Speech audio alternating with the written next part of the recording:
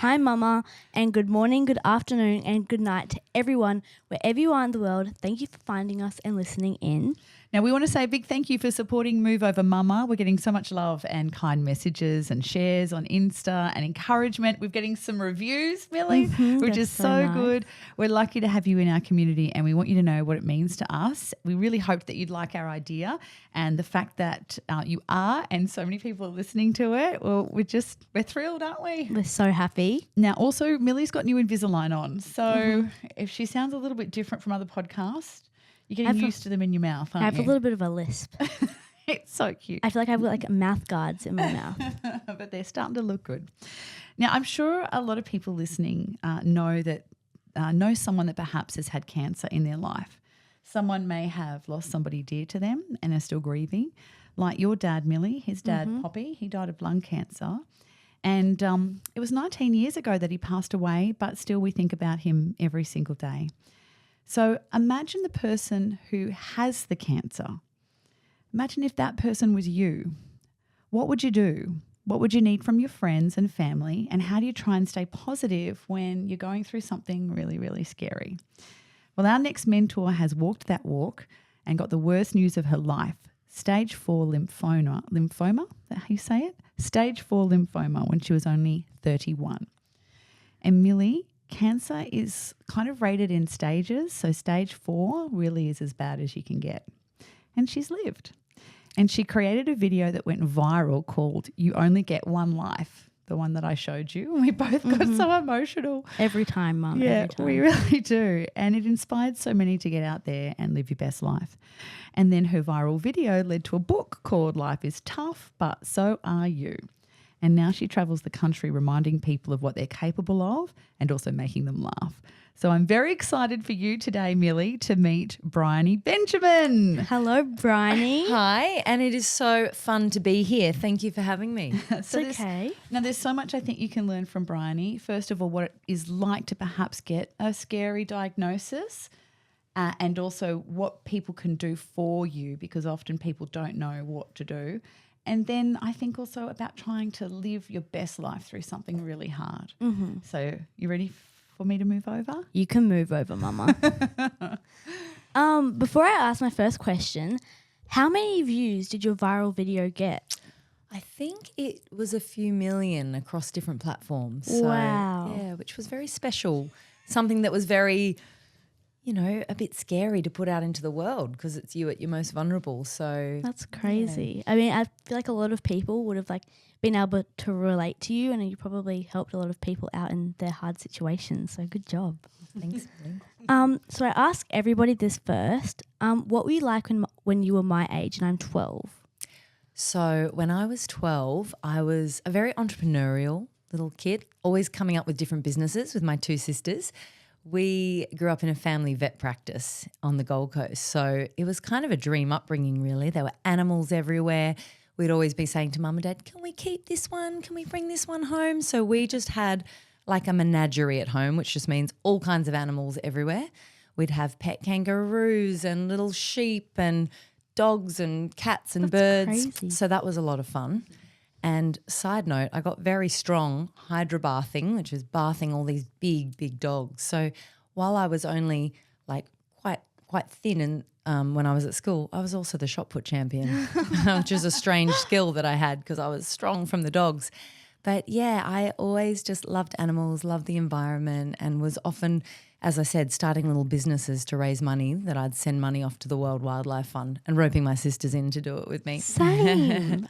We've got like a school charity that the school gives back to, and I would always make little lemonade stores and then give the money that I made to the charity. Oh my gosh, I love that. Yes. I got to say, lemonade is a bit more glamorous than one of my businesses, which was picking up horse poo and selling it for manure for people's gardens. So we didn't do that for too long, but that was a bit of a tough way to make money.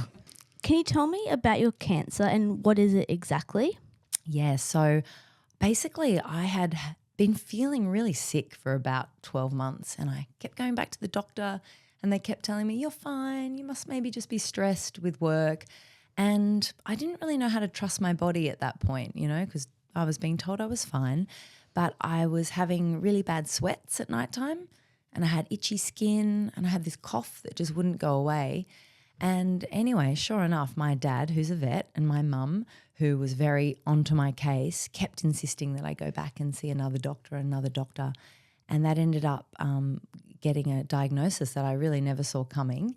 And it was a blood cancer, so stage 4 blood cancer by the time we found it. So that meant it had travelled all around my body, it had gone into my bones, and I was really sick. I mean, from the outside, I looked very much the same as I do now. I looked very well, so I was a very well sick person. But I think that gave the illusion of health, you know, when I went and saw the doctors. They were like, no, you're fine, you're fine. So it was definitely the biggest shock of my life. It was one morning before work. I went in to go get the results thinking it'll be another dead end. They'll say, keep learning to meditate and rest and, you know, get more sleep. And she said, I'm really sorry, but the results are back and it is a blood cancer. And so we're going to need to clear your next 6 months straight away and start treatment. And I didn't really know what that meant at that point. I didn't know how serious it was. So I remember just saying to the doctor, am I going to lose my hair? And she said, yeah, you will. I'm really sorry, but it will grow back. And it was a huge shock. But I think from that very first day, I was there with my mum, my beautiful mum. She held my hand and we looked at each other and we said, okay, well, this was not on the vision board, but let's, you know, we're just going to have to do this step by step. Yeah. And in the process of when you were feeling really sick and the doctors were like, oh, you're fine, did you ever think about, well, I'm too young to go through menopause. Why am I getting these sweats? Yeah, exactly, right? Can you tell she's got a mother going through it right now? What a question. Well, do you know what? That's exactly what I always say, really. I thought, well, because they would sometimes say, oh, maybe it's hormonal. And I'm thinking, I'm 31. Like, that's strange. But I think it was a really good lesson ultimately, and I say this to girls and women all the time now, that you are the only one that knows your body and knows how it feels. And so you actually have to trust yourself and trust your intuition. And I think, you know, if people are telling you you're fine, but you know deep down, this really doesn't feel fine, you've got to keep looking, you know, and keep testing. And I've met lots of young girls, young women, you know, that had it since, and they'd all been told the same. You're just stressed. Maybe you're anxious.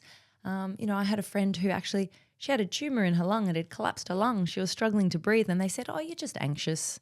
Well, you would be a bit anxious if you couldn't breathe very well, wouldn't you? So I think it's a really, important thing to know your body and to trust it and to say, something doesn't feel right actually. I think we need to keep looking. My brother does this thing. He's like, my brain's telling me I don't feel well.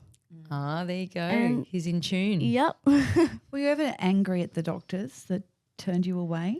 It's a really good question, but I actually never was. I never was because, one, my doctor was a really lovely human, and I realised that she had just made a mistake or, you know, hadn't looked into it enough. But, yeah, it was never a feeling of anger. I mean, I remember on that very first day someone said to me a really helpful phrase, and they said, you know, sometimes in life things don't have to be understood, they just have to be accepted.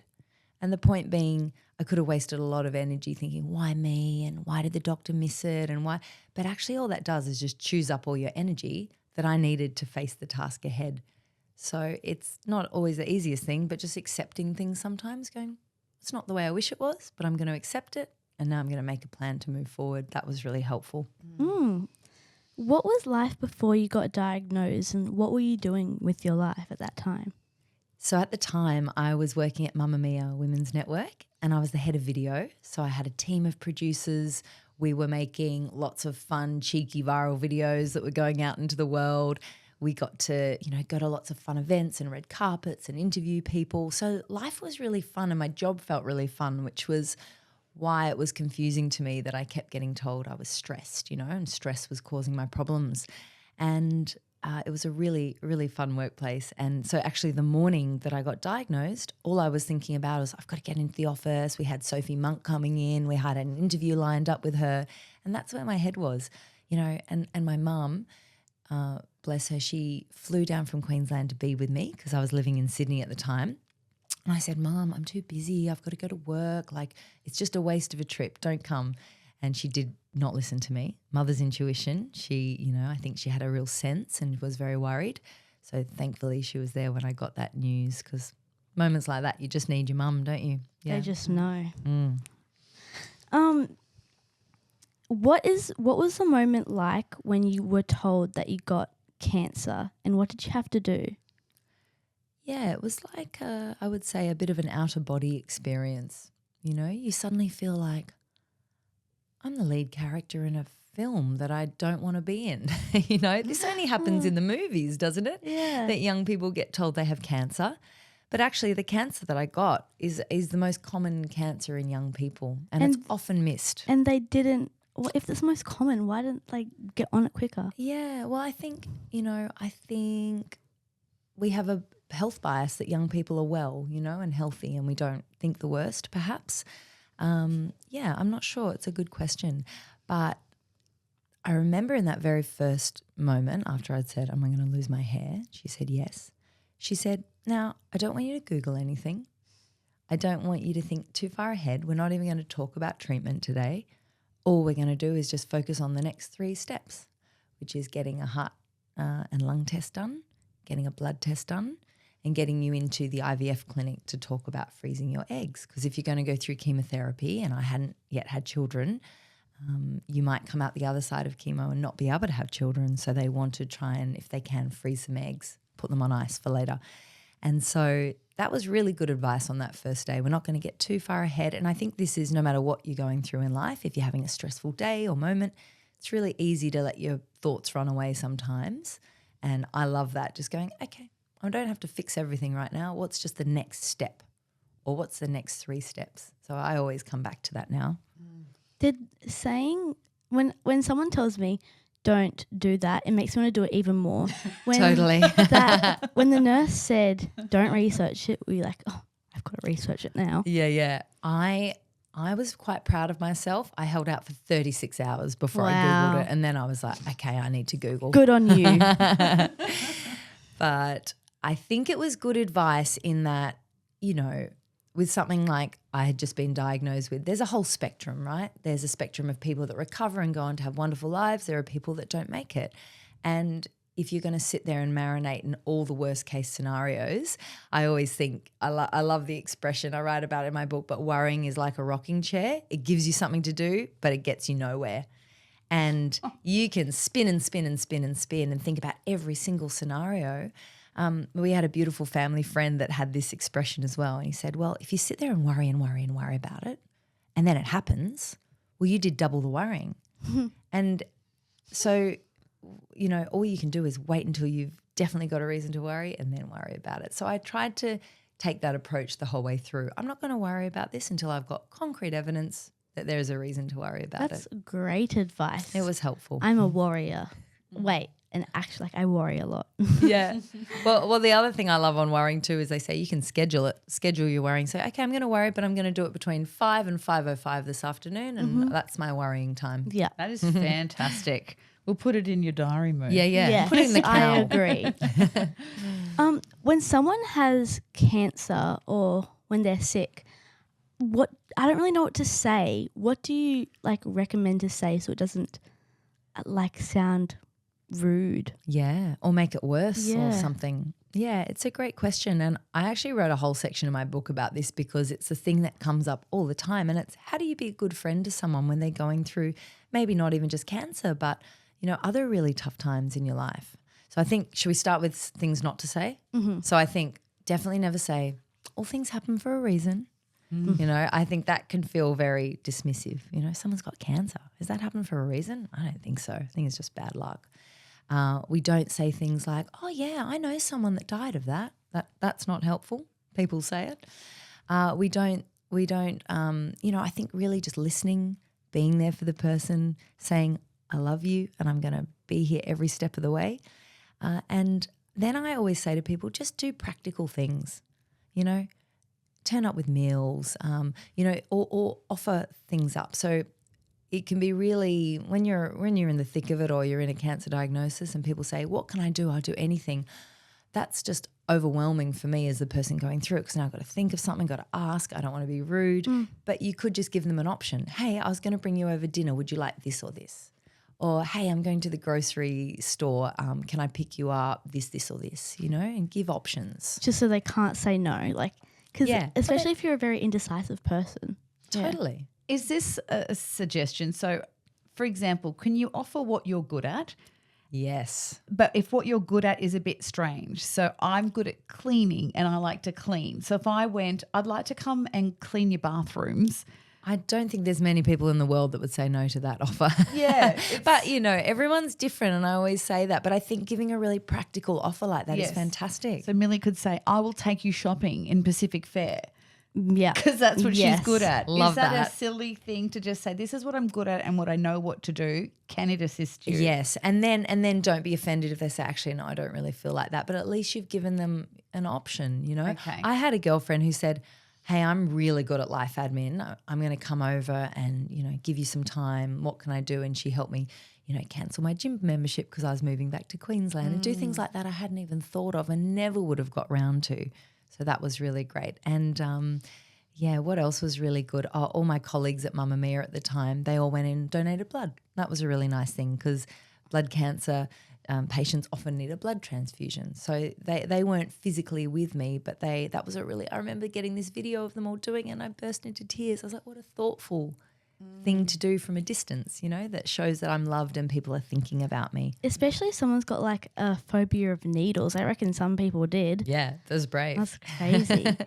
And what if someone says, when you offer something and say, no, I don't really feel like doing that, or it's okay, I've already got someone doing that. Do you just say, oh, it's okay, whatever you need, or what would you do in that moment? Yeah, I think also, this is tricky because I was talking to a friend the other day who's been diagnosed with cancer and people have been bringing meals around and she's feeling overwhelmed by that because she's got no space in her fridge and then they were going to buy her another fridge and that for her was too much, And so I think it's just knowing that you might not get it right as a friend, but so long as your intentions are good and you're being thoughtful, you just have to also accept that person might not want that help and you can just keep showing up. And I think, just always sending them little messages and not expecting a response. So I will always send someone, if I've got a friend going through a tough time, I might send them a text to say, no need to respond. Just wanted you to know I'm thinking of you. I'm here if you want to chat. Lots of love. You're the best, And because I think too, for me, it was actually when my chemo finished, because you think, oh, they're through it now, they're better. That's when I needed a lot of support and I needed people checking in on me because I felt really lonely and I wasn't feeling very well. And it would have been really nice just to hear from people more during that time, strangely. But everyone thinks you need it when you're right in the thick of it. So I always say to be a good friend, it's really nice to be there once the storm has passed as well.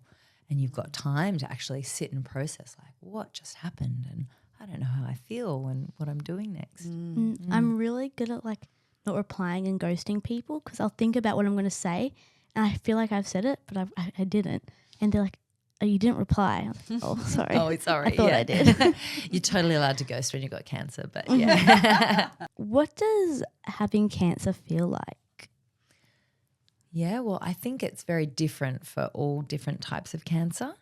I mean, for me in the lead up, I just felt really tired all the time. My mood had changed a bit, like everything just felt a bit hard.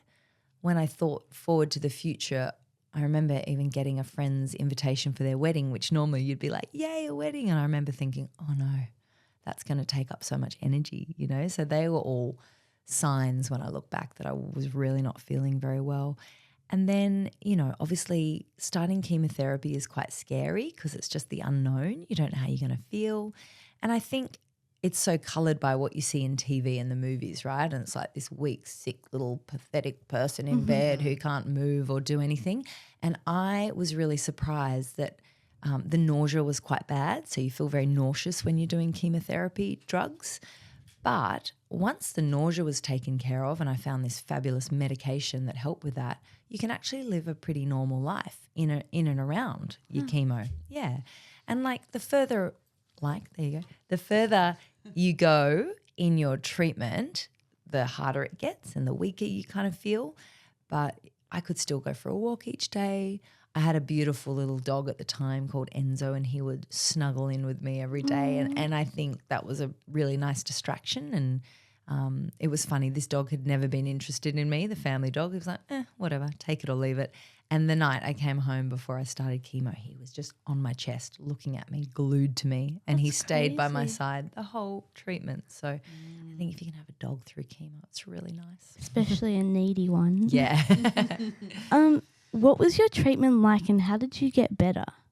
Yeah, so I went through the Gold Coast Hospital here and that was fantastic. All the staff there, the nurses, I say doctors and nurses are angels on earth and they were so wonderful helping me through that. And so you go in and I can't remember exactly, but I had to do 6 rounds of chemotherapy and that's, I think, about 21 days each. So you don't go in every day, but you go in on day like 1 and 3 and 5 and 8.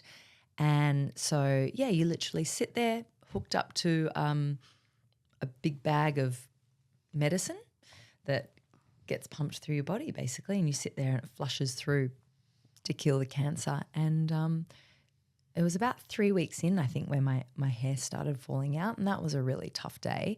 And my sister at the time, she had some really good advice, and she said, hey, I've had to think about it. What if as the hair starts to fall out, we think instead of being really upset about that, I mean, you be upset about it, but what if we reframe it and say, oh, that means the medicine is working and I'm a day closer to feeling better and being out the other side. And that was really helpful to turn that really sad day into something like, no, this is good. This is a positive step forward.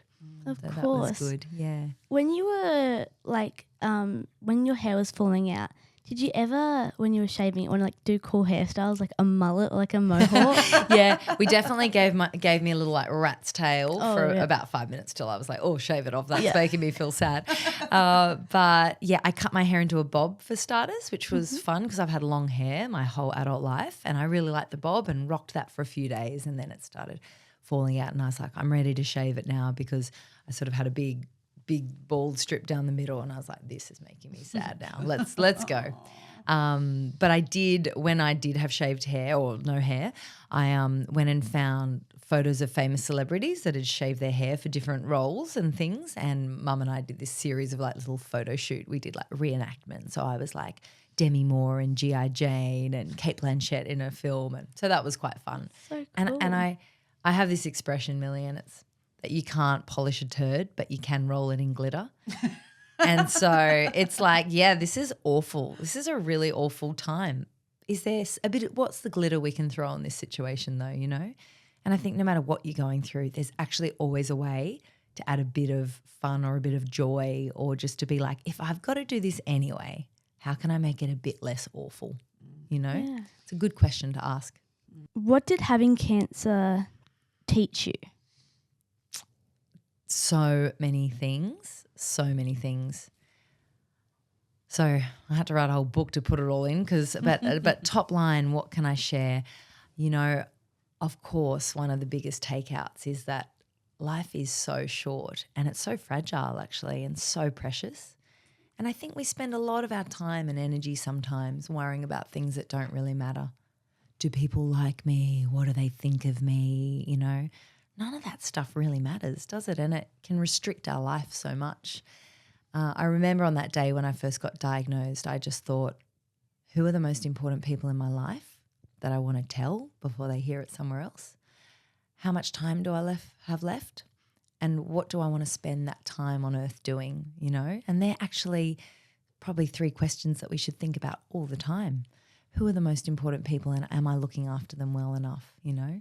And am I doing purposeful, impactful things with my time on earth? Because this could all be over tomorrow, you know? So it's definitely a very crystallizing moment. And I think the other thing as well is I thought I really learnt that women are amazing.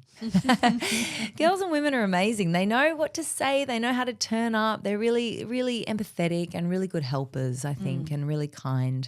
And you definitely learn the value of your kind and thoughtful friends, you know, and then maybe you think, all right, I'm going to reprioritize where I spend my energy in my life and who I spend it on. I wonder if that's something with every diagnosis, because I've got endometriosis and I was diagnosed at 28 and I straight away went into how can I help others, because I didn't know anything about it and there's not much out there, and then started getting involved in that community. And then Millie with her diagnosis with ADHD, the whole reason why this podcast came about, besides, our very first guest or second guest saying Millie's a great interviewer, it was that place of who are we looking after? What are we putting back into the world? Do you agree, Millie? Yeah, I do. And it was, well, how do we help others? And then that's how this came about. So I wonder if it is a real diagnosis thing that women turn it into. I've got it. How do I help others? Yeah, and not that I say it makes it worthwhile, right? But to be able to turn difficult and traumatic or tough things into something helpful for other people, it's the most wonderful feeling, and every second day I get a message from someone out there in the world who I've never met that says, this terrible thing's happening to me right now, or I'm going through cancer, or, my partner just died, and your words are really helping me. That's been like the greatest feeling I've ever had. It's been such a lovely thing to turn that tough time into something helpful. Yeah. I still have to remind myself every day, to wake up and feel grateful and to appreciate my body and to appreciate all the wonderful things. It's not something that you just automatically have after a difficult thing. You have to practice it. It's like a muscle. You have to practice every day. But there's nothing like an experience like this, I think, to keep you focused on, okay, what actually matters? I'm going to let all the other things go. Yes. When you were better, you made your viral video.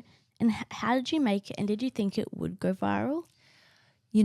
On the very first day I got diagnosed, my friends, they actually went and bought me some equipment to go with my phone, and they said, look, we just really encourage you to just start documenting, and from day one, can you just go down and put your thoughts down on camera? And I said, absolutely not. I do not feel like filming myself today of all days.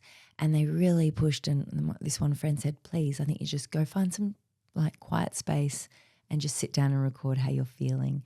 And that's actually the very first moment in that clip where I say, I do feel scared. And it's been such a wonderful thing to be able to have this footage to go back and see and look at and see how I was thinking and feeling. And it's been a really interesting experience, but it's not something I thought I would do. But then, I ran it through the filter at the end of, could this be helpful for other people that were going through it? Because I didn't want to put anything out into the world that would scare people or make it harder for them going through what they were going through. But I thought, if this could be helpful, if I could have seen this the day I got diagnosed, would this have helped? And I thought, yeah, it would. So, and it was a beautiful thing to put out into the world. I got so many interesting responses to it. Like, someone reached out to me and said, I just saw your video and I haven't spoken to my dad in 15 years.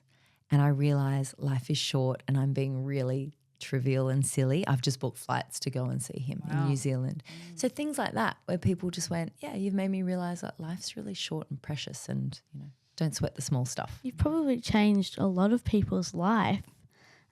Did going viral, did it change your life going viral? Well, at the time I was at Mamma Mia, so I was making lots of viral videos all the time. I was in a lot of them. A lot of them are quite funny ones or comedic ones. But my passion has always been making content to change the world. So it's always been, from when I was a kid, I was saying environment, animals, climate change, all these things were really big, important issues to me. So to be able to, just put something out there that can help people and touch people and move people, that's a great privilege to do it. I don't think it's changed my life, but it's certainly very fun to put something out into the world and see it go. Mm-hmm. So then tell me about your book, Life is Tough, But So Are You. Well, a publisher actually saw the video and they reached out on Instagram and said, I'm a publisher. I'd love to talk to you about turning the idea of this video into a really helpful guidebook for people going through a tough time. And I remember just saying, yes, I'm in, before I even knew that I could write a book, or, that was an afterthought. Oh gosh, how am I actually going to do this? But it was this funny thing that I felt like I had learned so much from the experience, and I realized that the people that had the best advice when I was going through it were people that had been through other really tough things. I was like, it wasn't actually necessarily, my doctor or my psychologist, or it was people that had been there, done that. And so I kind of wanted to put all the little best gems into the one place, because I had a lot of people that would reach out to me and say, oh, I know you've gone through this. Could you help me? And I kind of just wanted it all in the one place where I could say, this is the book I wish I'd had on day one. Here, this is everything that I would want you to know. And I didn't want to scare people or overwhelm them, but just to step through it with them and say, you've got this. This is really tough. I always say it's a toxic positive free zone, because it's really unhelpful to be like, don't worry, just be positive. You're going to be great. That's another thing not to say to people, but to say, yeah, actually this is really tough and I'm really sorry you have to go through this. But like the title says, you know, I want you to know you've actually got everything inside you that you need to rise to this challenge, and you can totally do this. Did having cancer in the end make you have a better life, or do you wish you still never had it? I think I just accepted that it's part of my story now. And what I would say though is I think back to when I'd finished treatment and chemo and I had no hair, no eyebrows, no eyelashes. I felt really sick, and I had a number of years of feeling quite sick, and just how flat and kind of low I felt at that point. And I couldn't even imagine the beautiful life that I'm living now. So I say that because I always say it to people that are in the trenches right now.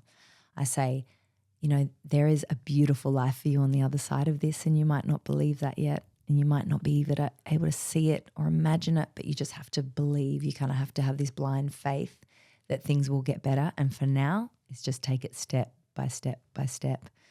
Yeah. I didn't touch on this, Millie, but Briony talked about going through IVF, of which you went through. She went through 6 years with us, Millie. Wow. Because after Millie, we struggled to have another baby. So can you tell Millie if you were successful or not?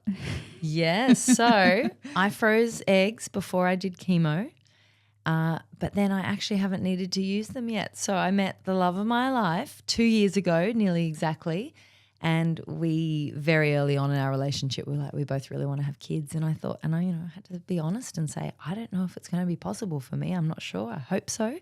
But we, last year welcomed into the world the most beautiful little boy, little Charlie. And he's now 8 months old, and he's so fun. He's just such a fun, giggly, joyful baby. And it's just amazing when I look at him and think, wow, none of this might have happened, you know. And also the curveball of cancer totally changed the course of my life, you know, because the relationship I was in at the time broke up. It didn't survive that experience. And I always say now, thank goodness, because I met this most perfect human who also works in the climate movement and cares about the environment. We're so aligned. It's like his name's Byron, I'm Briony. We say we're Briony. You know, we're like peas in a pod. We were born 4 days apart. And it's kind of like the universe just sent me this perfect, beautiful human, and now this perfect, beautiful boy. So it's all turned out very beautifully. So little boy. Congratulations. I didn't realise he was natural. I assumed you may have used your eggs. So you've also got these eggs there too. Yeah. Oh, that's isn't the human body amazing that you could go through the worst and still repair itself? You know, and it is. And I say to people when they're recovering, you know, no matter what it might be they're recovering from, because this was a big mind shift moment for me. Someone said to me, just remember that your body wants to heal. Actually, every cell in your body is doing its best, you know, because you can feel like your body's at war with yourself, or it's really let you down when you're going through a cancer experience, or, you know, endometriosis or whatever it might be. But I loved that. Like, your body wants to heal. It's actually on your side. It's got your back. Yeah. And Millie, I must say, the first time, because when you do chemo, you don't get your period. It stops completely. Oh. And a couple of months later, I got my period back. Normally, when I get my period before cancer, I'd go, oh, I've got my period. Oh, how annoying. And I remember getting my period and going, oh, I've got my period. And I burst into tears, and I was so grateful. And I thought, oh, because really that's my body saying you are well. You're well enough to carry another life. Like, that's how well you are. So it's amazing how things like that can really change. I never thought I'd be grateful for my period. Yay. How long did your chemotherapy and your healing process of cancer take? So I was really sick for about 4 years after, I want to say. You know, not really sick, but like a roller coaster.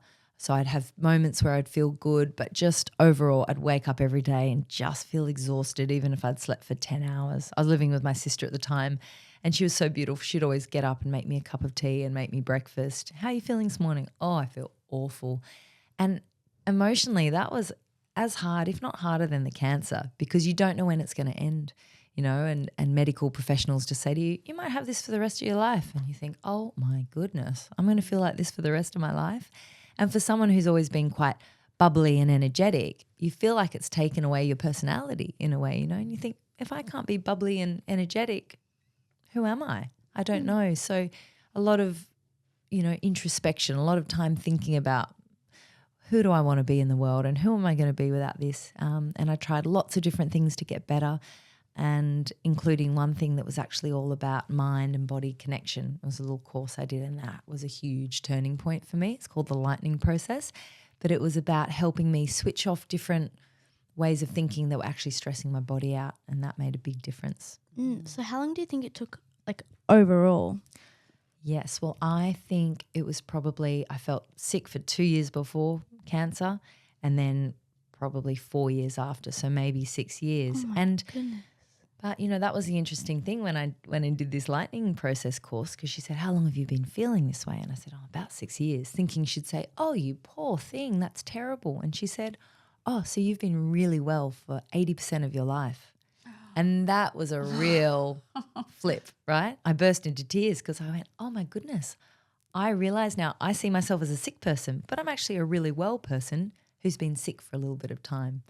And that was a really helpful reframe. That is the best reframe. And the other idea that really helped me is you actually don't have to be healthy to be happy, that you can be sick and unwell, and you can be going through chemo or treatment or whatever illness that you're working with, but your mindset can actually be separate from your physical. So just because you're feeling sick doesn't mean, oh, everything is terrible. I can still be a good friend. I can still enjoy parts of my life. Like those two things can be separate. That was a really interesting idea for me. Yes. It's such a good way to look at it. You can still be sick and have a good life. Yeah.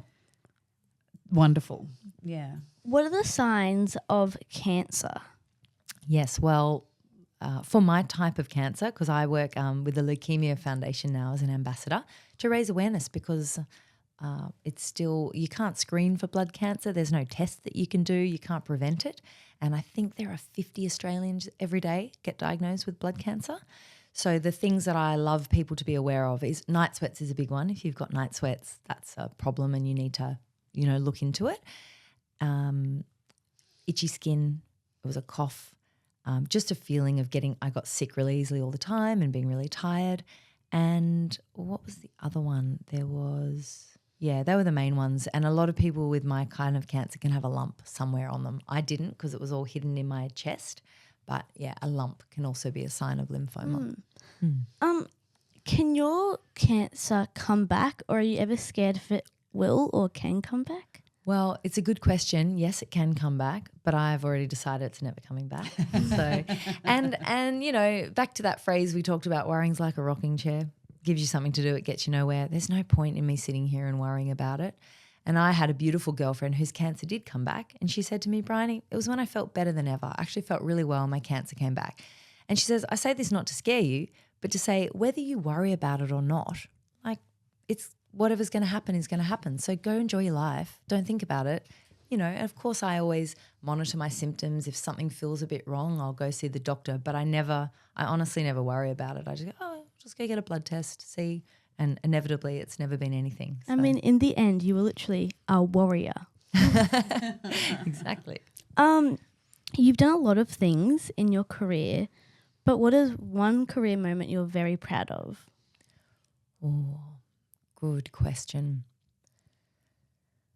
I think the work that I've done, and coming back to what I loved the most when I was a little girl, the work I've done to raise awareness around environmental issues, that would be the work that I'm most proud of. So the combination of creating a beautiful piece of video, but that goes viral in the world, and it's about something really important to do with the environment, they've probably been my proudest career moments. Yeah. What is your life like now? So at the moment, it's a lot of time spent with Charlie. And my word of the year this year, I always like to pick a word each year. That's my focus. And the word this year is presence, because it's Charlie's first year of life and I want to be really present to him, you know. And I have to remind myself of this every day. It's very easy to get distracted and look at phones and all those sorts of things. But I try as much as I can when I'm with him to be really present. And yeah, I live back on the Gold Coast, so I'm near my mum and dad, which is so nice because I was living in Sydney when I first got sick. And I have, my beautiful partner Byron, and we live in a beautiful community and we've got beautiful neighbours nearby us. And that's, I think, been a really big takeaway from cancer, was that your community is everything, and the people that I don't know if you've ever heard the expression that the 5 people you spend the most time with kind of have the biggest impact and influence on you, you know. So you want to make sure you've got really good energy around you. And I'm really strict with the company I keep now. Life is too short to be around people that don't make you feel good or pull you down, or, you know, can be a bit toxic. It's always, I think, when you leave someone's company, do I leave feeling uplifted and like my soul's been topped up? Then yes, they're the sorts of people I want to be around. That's great. What advice would you give to your teen self if you could go back and talk to her? Ooh. Do you know what? This sounds like a bit of a strange one, but it would probably be value sleep and get lots of rest. Because I say that because I speak with young people all the time. I talk at schools or different organisations, and I am constantly shocked when I ask, who got 8 hours sleep last night? Well, fantastic. You are a superstar. But maybe 20% of the hands in the room will go up. This is particularly teenagers, you know, and I think the links between good sleep and good mental health and good physical health is critical, you know. I read a book after cancer and it was called Why We Sleep. And he said, sleep isn't just a part of good health, it's actually the foundation. Everything is built on top of that. If you want to get fitter, stronger, you know, whatever it is, it's all about sleep first. And when I think about my little body in the years leading up to my diagnosis, I was running it into the ground. I was working a really stressful job before Mamma Mia, where they'd have me working till midnight, 1 a.m., 2 a.m., getting back in at 6 a.m. And I just think my poor body never had time to recover. So it's a strange thing to go back, because I was a good sleeper when I was younger, but probably after, you know, when I hit university, that kind of went out the window. So that's probably what I'd go back this is a health thing, and say, value your sleep and always get 8 hours. Yeah, see, I think I could get more than 8 hours. Like I get 8 hours sleep. That's still good, but I'll go for even more 9. fabulous. You're a superstar. It's the elixir of youth. Yeah, you got glowing. Well, we almost need to wrap it up, Millie. Is there one more question? I've got one more question. How did you meet Byron? She wants the tea. I love it. Well, do you know, funny story, I met him on World Environment Day. It was at a climate fundraiser. It was meant to be. And I saw him across the room, and my first thought was, where have you been my whole life? And then when we went on our first date a year later, because we worked together on an election actually to help a whole bunch of community independents that were standing up for their community and running. A year later, he asked me out on a date, and he said, that first moment I saw you across the room, my heart just jumped a beat. And so that was a very special moment. It was kind of like the universe was like, okay, here's your person now. And I always think, if I had to go through that to get to that, well, it was worth it. We love the universe. But also a year was a long time to wait for the first date. I know, he was very professional because we were working together, and I was like, Well, Briony Benjamin, thank you so much for mentoring Millie today. We've had some great takeaways of which we will talk about in a moment when you leave. Thank you so much. Thank you so much for having me. And Millie, can I say, what a beautiful interviewer you are. So Thank present, you. fabulous questions, but you're so present and just with me the whole time, which makes it feel very special when I'm talking. So Yay. thank you. Yeah, what a Thank gorgeous you job. so much for coming in. Thank you.